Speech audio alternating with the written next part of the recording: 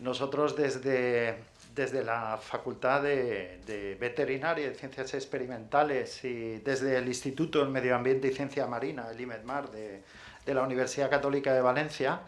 pues desde el principio del Campus Capacitas vimos que nos sentíamos interpelados también. Nosotros también teníamos que formar parte de esto, puesto que la inclusión, la discapacidad no es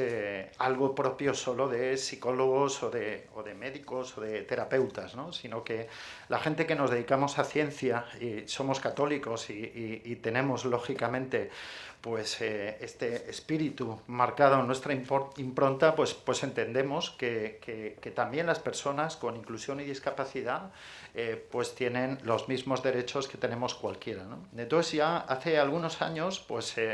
empezamos a trabajar en esta idea del sendero submarino adaptado. En el fondo es un tren de boyas con unos carteles submarinos y con esta silla de ruedas adaptada, las personas que pueden deslizarse en superficie para poder observar las bellezas de los fondos marinos que tenemos en la cala del Racó, donde lo tenemos instalado.